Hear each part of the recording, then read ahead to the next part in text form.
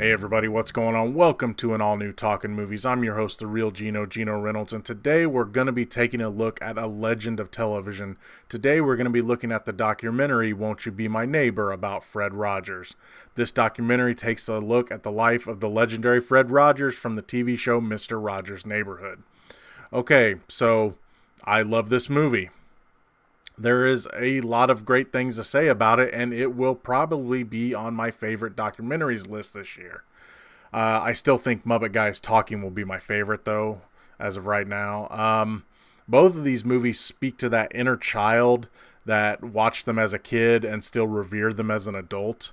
Won't You Be My Neighbor takes a look at a man that many see as a man with very few flaws, almost a modern-day saint. Those scenes in the movie are pretty fantastic and brought back a lot of feelings from my childhood, a lot of great memories. But here's the issue that I had with this. The movie almost makes Fred Rogers seem like he had no flaws at all. Let me explain. While this movie certainly does show how relevant his show was and how kids connected to his messages, and this is a good thing, it also quickly glosses over certain perceived flaws with the man behind the character. There is a scene that talks about Francois Clemens, who played Officer Clemens on the show, being a gay man in real life. Clemens was found in a gay bar and was told by Rogers that he could no longer go there because if the show's sponsors found out, they might pull their funding from the show. Now, the movie glosses over this pretty quickly and moves on to another subject. I mean, like, lickety-split. Not really addressing how Rogers felt about gay people. Now, later in the film, it is said quickly that he, quote-unquote, tolerated gay people. But again, the movie moved on really quickly after that. Now, I'm not saying that he has to feel certain ways about certain subjects. No, that's not what I'm saying at all. What I'm saying is that the movie needed to stop trying to quickly gloss over parts of Fred Rogers' life that certain groups might not like. While the man and the character did seem to be pretty close to the same person, it's like the filmmakers wanted people to think that they were exactly the same person. Like Rogers was only the myth and not the human being behind the myth.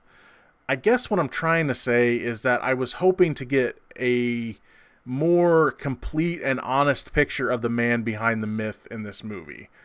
There are a couple of other things that I didn't like about this one, but these are just really minor complaints.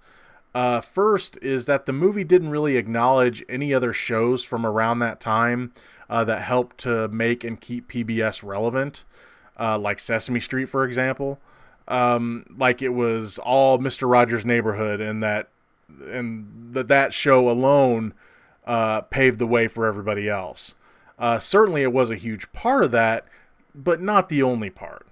The other thing that I didn't like is that the movie didn't talk about how his legacy continues today in cartoon form with Daniel Tiger's Neighborhood. I think it would have been a nice bookend to the movie to show that Rogers' show lives on in a cartoon about the son of one of his most famous puppets, Daniel Striped Tiger. Again, these are just minor complaints that really don't hurt the movie, but it's just something that I would have liked to have seen in it. Okay, now that stuff is out of the way, the stuff that bothered me, let's talk about the stuff that did work for me, and which is honestly everything else. Well, I would have preferred a movie that was a more complete look at Rogers' life. What we do get is more of a look at his reasons for wanting to get into television until the end of his life. At times, the movie does feel a bit by the numbers, hitting parts of his life beat to beat to beat. But the stuff that they show, from how Rogers used his show to send certain messages about race equality, dealing with death, etc., really works well and will keep your interest the entire movie. They talk about things like how certain puppets could be linked to certain parts of Roger's personality. King Friday, for example, would kind of be his demanding, bossy side, and Daniel Stripe Tiger is the inner child within him, things like that. When they did cover Roger's flaws and missteps in a complete fashion, this also worked really well, which is why, again, it made me disappointed that they didn't do this for every aspect of his life. For example, they talked about the show he tried to start that was geared more towards adults after Mr. Rogers' Neighborhood ended for the first time. Through interviews, the movie is pretty brutally honest about how that show wasn't very good. I also like that the movie covers some of the myths that people have linked to Fred Rogers over the years, from things as serious as was he really a gay man to the silly things like did he wear the sweaters to cover up arm sleeve tattoos that he got in the military. So it covered a wide gamut of that stuff. If you grew up with Mr. Rogers' Neighborhood, this movie will definitely give you the feels. I have no doubt about that. I know I spent some time in this review pointing out its flaws. I did this because of my disappointment in the filmmaker's lack of, or possible unwillingness maybe, to show the chinks in Fred Rogers' armor. I think they were afraid they were going to tarnish his legend somehow. I don't know. The best documentaries for me show us, the viewer, the most complete picture of the subject that the movie is talking about, that it's covering.